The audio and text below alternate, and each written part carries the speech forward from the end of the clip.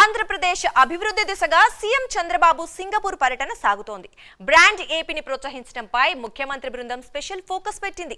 6 రోజుల పర్యటనలో భాగంగా తొలి రోజు పెట్టుబడులు ఆకర్షించేందుకు చేపట్టిన తెలుగు డయాస్పోరా సమావేశం ఆహ్లాదకరమైన వాతావరణంలో సాగింది.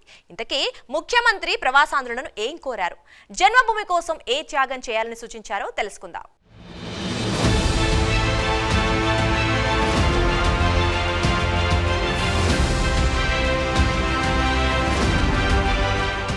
ఏపీకి పెట్టుబడులను తేవడం, పరిశ్రమలను ఆహ్వానించడం, సింగపూర్ సాంకేతికతను అందుకోవడం, ఇదే క్రమంలో పేదలకు చేయూతనిచ్చేందుకు తలపెట్టిన P4 కార్యక్రమాన్ని ప్రపంచంలోని తెలుగువారందరికీ తెలియజెప్పడమే సీఎం చంద్రబాబు నేటి విజన్.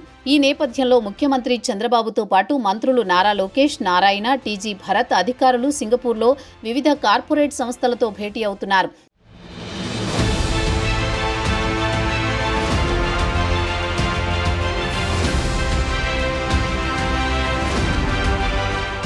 తొలుత సింగపూర్కు చేరుకున్న సీఎం బృందానికి సంప్రదాయబద్ధంగా ప్రవాస ఆంధ్రులు ఘన స్వాగతాన్ని అందుకున్నారు.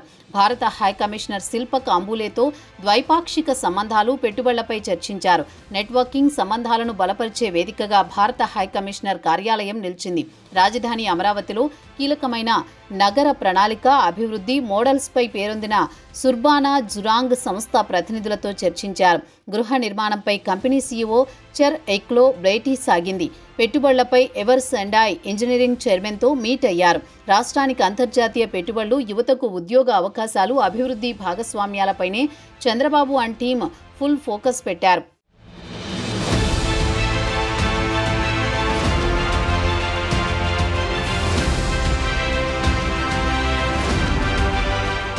పబ్లిక్ ప్రైవేట్ పీపుల్ పార్ట్నర్షిప్ కార్యక్రమంలో భాగస్వామ్యం కావాలని ప్రవాస ఆంధ్రులను సీఎం చంద్రబాబు కోరారు. పేదరిక నిర్మూలన, నైపుణ్య అభివృద్ధిలో తెలుగువారి సహకారం ఉండాలని పిలుపునిచ్చారు. ప్రత్యేకించి ఏడాది చివరిలో వైజాగ్లో నిర్వహించనున్న విశాఖపట్నం ఇన్వెస్ట్మెంట్ సమ్మిట్కు హాజరు కావాలని పారిశ్రామికవేత్తలను ముఖ్యమంత్రి రిక్వెస్ట్ చేశారు.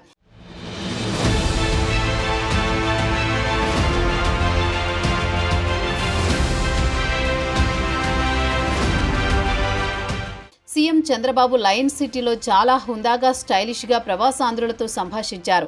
One world international school digital క్యాంపస్లో నిర్వహించిన Telugu diaspora from south east Asia కార్యక్రమంలో సీఎం ముఖ్య అతిథిగా పాల్గొన్నారు. తెలుగు వాళ్లు స్థిరపడిన దేశం వారికి కర్మభూమిగా అభివర్ణించారు. అవకాశాలు కల్పించిన ఆ దేశ అభివృద్ధి కోసం పనిచేయాలి. అదే సమయంలో పుట్టిన గడ్డను మరవకూడదు. ఆంధ్రప్రదేశ్ వారి జన్మభూమి, దాని అభివృద్ధి కోసము పనిచేయాలి. పెట్టుబడులు పెట్టాలని ముఖ్యమంత్రి పిలుపునిచ్చారు.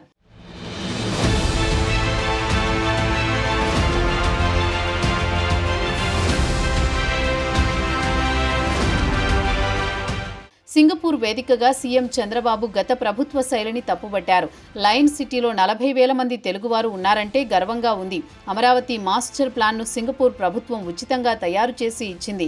సీడ్ క్యాపిటల్ అయిన అమరావతిలో సింగపూర్ ప్రభుత్వాన్ని భాగస్వామిగా చేస్తే ప్రపంచంలోని మంచి కంపెనీలను తీసుకొస్తారని భావించా.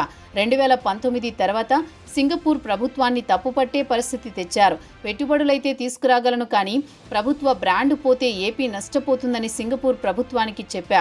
గతంలో జరిగిన తప్పులు సరిదిద్దాలని ఇక్కడ పర్యటనకు వచ్చానని, సింగపూర్ వాళ్లు తిరిగి రాష్ట్రానికి రాకపోవచ్చు, కానీ మీకు జరిగిన ఇబ్బందికి బాధపడుతున్నాను, దానిని సరిదిద్దడానికే వచ్చానని వారికి చెప్పాల్సిన బాధ్యత నాపై ఉందని వినమ్రంగా మాట్లాడడంతో సభలో చప్పట్లు మోగాయి. పనులన్నీ వదిలిపెట్టి ఎక్కడ వేరే దేశాలంతా కూడా నా కోసరం మీరు పడిన తపన, ఆందోళన నా జీవితంలో ఎప్పుడు కూడా మరిచిపోలేను.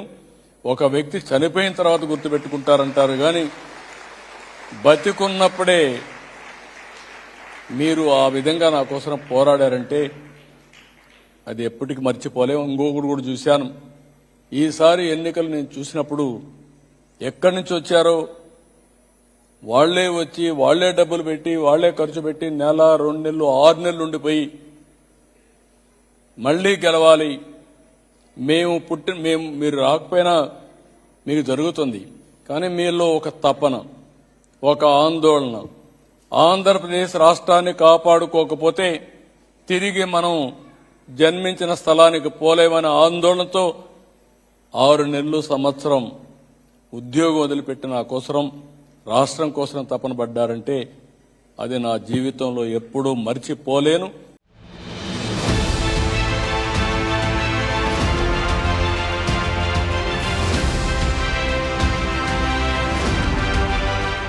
సింగపూర్లోని ప్రవాస ఆంధ్రులను ఏపీ అభివృద్ధిలో భాగస్వామ్యం చేసేందుకు సీఎం బృందం వాస్తవాలను అక్కడ వారికి తెలియజేసే ప్రయత్నం చేసింది.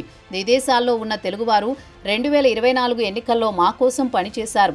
చేయని తప్పుకు నన్ను 53 రోజులు జైల్లో ఉంచారని సీఎం అన్నారు. ప్రపంచవ్యాప్తంగా తెలుగువారందరూ నా కోసం పనులు వదిలిపెట్టి ఆందోళన చేయడం మర్చిపోలేనన్నారు. Right time, right place, right లీడర్గా దేశానికి ప్రధాని మోదీ నాయకత్వం వహిస్తున్నారని, ఇలాంటి సమయంలో ఆకాశమే హద్దుగా దూసుకు వెళ్లాలని కోరారు.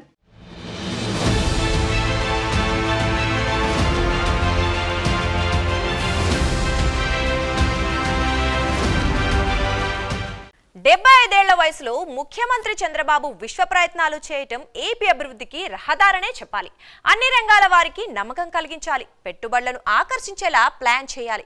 ఈ దిశగా సాగుతోన్న సీఎం సింగపూర్ విజిట్ ఆంధ్రప్రదేశ్ స్వర్ణాంధ్రగా మారుతుందన్న ఆశాభావానికి ఫలితం కనపడే రోజులు ఇంకెంతో దూరంలో లేవని ప్రజలు హర్షాతిరేకాలు వ్యక్తం చేయడం శుభ పరిణామమని చెప్పాలి.